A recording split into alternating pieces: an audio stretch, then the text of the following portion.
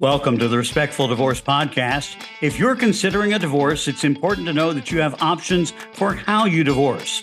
On the Respectful Divorce Podcast, we explore those options and provide advice from divorce professionals. I'm your host today, Tim Crouch, and we're talking with California Collaborative Divorce Attorney Leslie Howell, who's also president of CP Cal, Divorce Financial Professional John Duffy, and Divorce Coach Melissa Lenon. Thank you all for being with us today. Thank you for having us. Thanks, Tim. Good to be here. So let's begin with that simple question: why collaborative? Why collaborative divorce? How did you all become involved in this collaborative movement? And Leslie, since you're the president of CP Cal, why don't you start? Yeah, of course. So I was a litigation attorney, which meant that I was a trial attorney for family law spouses who would go to court, go to trial, get the judge's decisions about their children, what would happen to their children, their money, their assets, and their debts. And as a litigator, I felt it was my job to, win for my client and against their spouse. So there were often court battles. And eventually, when I began volunteering for the courthouse as a mediator, somebody mentioned to me the collaborative divorce process. And once I was trained in collaborative and learned, the benefits of collaborative, it's respectful, it's peaceful, it's so much less expensive and time consuming than litigation. And to me, it just seemed like the right way to go. It put the decisions in the spouse's hands instead of in a judge's hands, who we often refer to as a stranger in a robe who doesn't know the family. This way, there's a team to support the family. And it's not his team versus her team. It's one team for the family who supports the children as well as the spouses. And so when I saw it in action and I started practicing collaborative divorce, I couldn't think of a reason why not collaborative. The benefits are all in favor of collaborative. Melissa, how did you come to the collaborative movement as a divorce coach? Yeah, I was actually working in my mental health practice. I'm a therapist here, and I was working with high conflict families in terms of co-parent counseling and resist, refuse, or parenting contact problems. And by that point, there's been quite a bit of escalation. The family has been entrenched in conflict for a long time. The acrimony has been building, not decreasing. And so even though it's a much needed role to act in, already the family system is really under a lot of stress and duress. So in doing that work, I got introduced to the collaborative process, where as a divorce coach, I'm right there at the very beginning of the divorce, instead of as a co-parent counselor often is like after a bunch of bad stuff has happened in the courtroom. So that was really attractive to me because I get to get in there and work with parents and get eyes turned onto the kids, use communication tools to start to change their communication, increase understanding and decrease escalation. Once I saw how my role could be used at the very beginning and prevent problems and lower conflict, that's just where I want to be. John, you're a neutral financial professional in the collaborative process. How did you come to that, and what does it mean to be neutral? Thanks, Tim. I was introduced to collaborative by a couple of professionals in my hometown of Santa Barbara, both attorneys and marriage and family therapists who had been in the collaborative space. About 90% of what I do is as a neutral. So I'm working with both spouses, helping them through the financial considerations of divorce, from helping them start and complete the disclosures to how to divide the community property. Oftentimes I am working with them to determine child support, spousal support, sometimes mediation. The mediator is going to help there. So effectively, that's how I was working already. Now, collaborative adds a larger team, and right away from the beginning, as Melissa said, and it was just a natural extension of what I really enjoy doing. I think the collaboration of the team benefits everybody. There's an efficiency in the roles, so that we can get through the process as quickly as the couple is able to move through it. And it really supports the family, the two spouses. And at the end of the day, if they have a family and they're really working to try to figure out the best way through this difficult challenge, keeping the family intact. Every professional that I've worked on cases with, who are trained in collaborative, are just a uniquely kind person. And they really role model that respect that builds a better co-parenting relationship between the spouses as they lead married life together and continue indefinitely the co-parenting life. So it's been just enjoyable, personally rewarding, great deal of satisfaction and camaraderie with the teams, and just an incredible source of respect that I have for the clients that have worked through here very consciously, trying to do the best for everybody in their family. John, you said something there about keeping the family intact. Divorce doesn't sound like you're keeping the family intact. What does that look like? What does that mean? Yeah, very good point. When separating through, divorcing through collaborative, both spouses have made this conscious effort that they want to remain as good of, usually it's because they have children and they want to be as good of co-parents as possible. And in doing it this way, they recognize that they're always going to be a part of each other's life because they have one or more children that are going to be grounding them together for graduations and for weddings and all of these events that are going to bring them together. They want to do it in a way that they can continue to be maybe a distant part of each other's life, but maybe more close, and just continue the friendship that maybe was there at the beginning of the relationship before the marriage. So you all talk about this team and these professionals. That makes it sound like this might be a much more expensive way to get divorced, but maybe that's not the reality. Leslie? Actually, collaborative, it's a great question. Collaborative divorce, the collaborative divorce process is a fraction of the cost normally than a litigated case. In collaborative divorce, we do not go to court. We're actually precluded from making any court appearances or filing motions or doing any kind of court battle. We only work outside of court. That right there cuts the costs down enormously. Court appearances, trials, they're very, very expensive. And we just don't have any of that.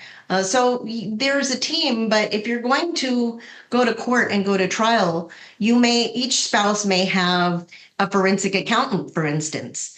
That's very, very expensive compared to the collaborative process that has one neutral financial specialist like John, who's doing all of the financial work related to dividing assets and debts, child support, spousal support, anything financial. So you cut the costs of both of those forensic accountants right then and there. That's one example.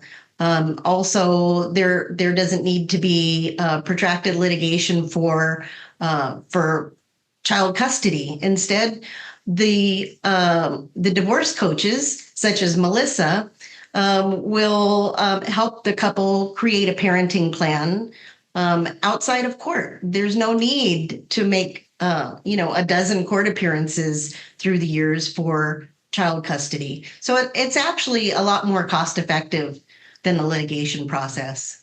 And with these experts in mental health or finances, their hourly rate, you hate to be as crass to talk about money that way, but is generally lower than most attorneys, right? With greater expertise. That's right. You're not going to have the paralegal preparing financial documents. You're going to have a financially trained person doing that. And like somebody like Melissa as the coach working through that parenting plan rather than the attorney. That's right. There are different rates of billable hours. Everybody has their proficiency and their expertise. So, Melissa, how does this process work? What makes it work? What does it look like?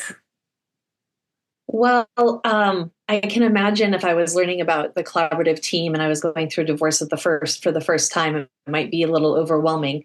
But I think there's this really wonderful flow of both working separately with the professionals that you need to at times, and also when is the best time to come together.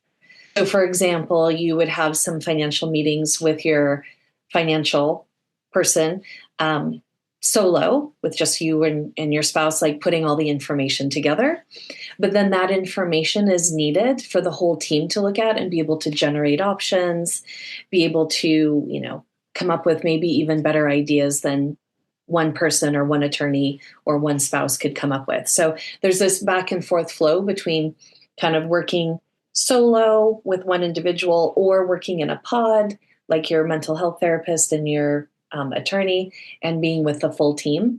And it's structured, I guess it's a very organized process about how you're going to move through that structure.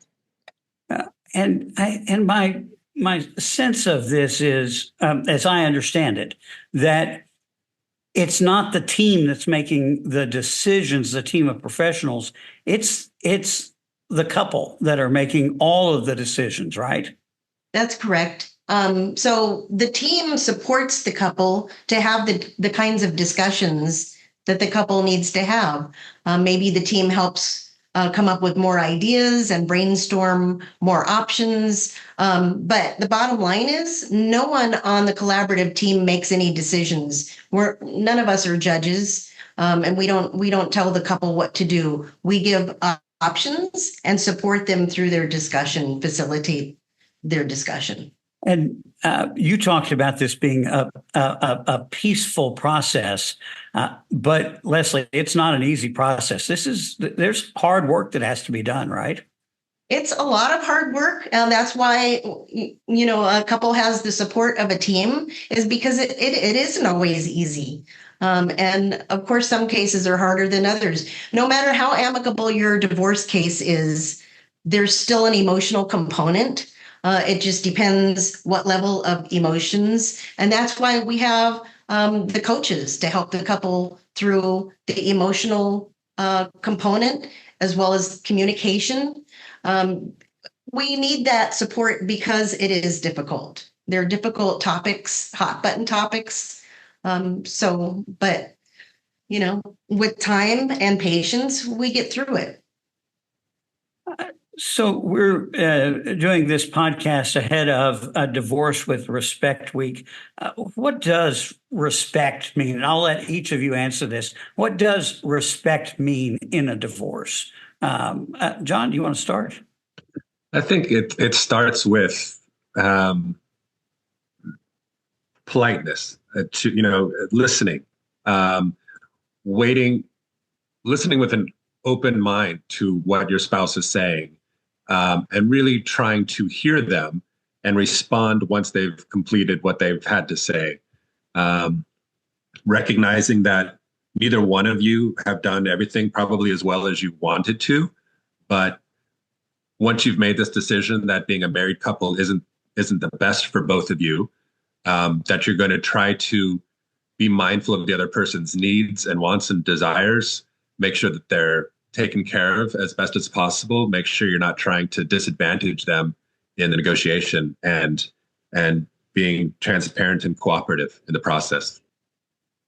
Melissa, from your standpoint, what does respect mean in a divorce? Well, certainly all the things that John said. But, another way to look at it is, respect for yourself. And are you showing up as your best self? Are you showing up in a way that's going to actually serve you well? Because a lot of times, divorce is going to cover a bunch of different triggering subjects, and there are going to be a bunch of different topics. And sometimes the way we communicate actually is not going to serve us that well. It might feel good in the moment, but is it really going to help us get to the end state, and get some peace?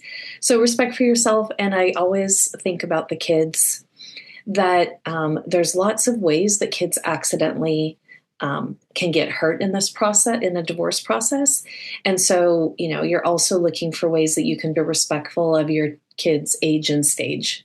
We don't want them to be in the middle, but we do want to understand what things are like for them and give them a voice, but we're not going to put them in the driver's seat or put any pressure on them as well.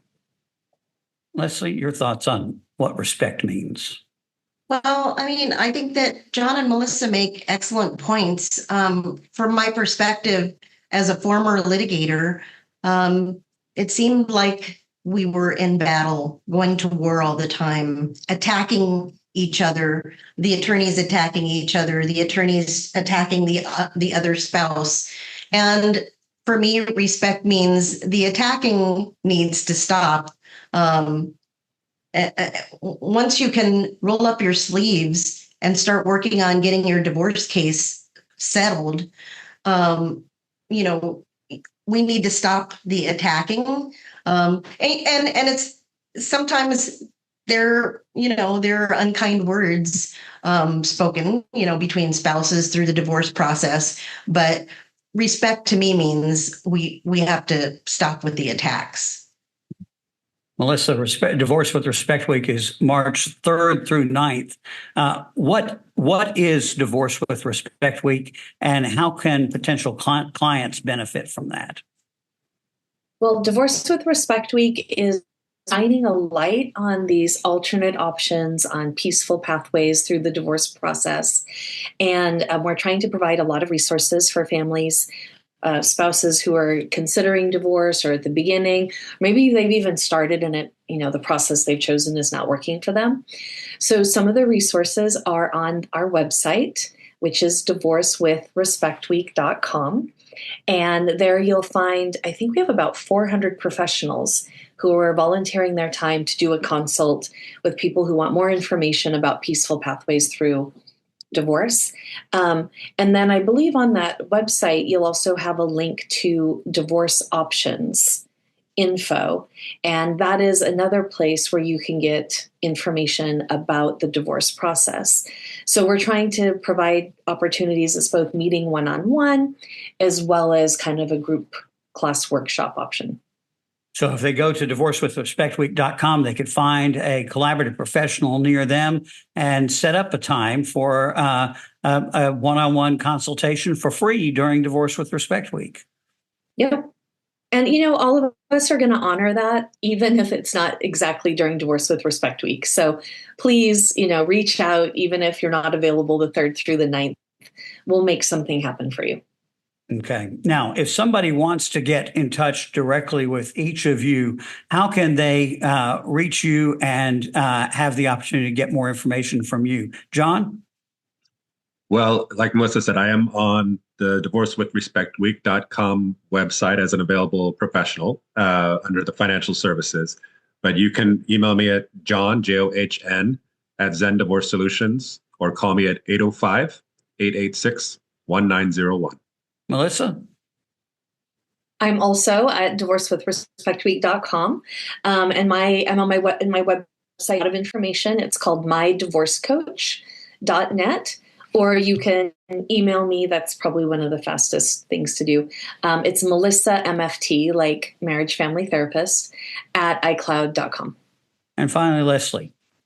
Sure. Well, of course, I'm on divorcewithrespect.com as well as Melissa and John. And my phone number is 626-351-1200. And last but certainly not least, because it's probably the quickest way for me to respond to you, is through my email address. My firm name is Amicable Divorce Services. So my email address is Leslie, Leslie, at ADS, which stands for Amicable Divorce Services, adsfamilylaw.com. Well, thank you all for joining us. We're going to put all of that contact information in the show notes. This has been the Respectful Divorce Podcast. Divorce with Respect Week is coming up March 3rd through 9th. You can talk with lawyers, divorce coaches, divorce financial experts for free to learn more about the divorce process and your options. Simply go to divorcewithrespectweek.com to find collaborative professionals near you.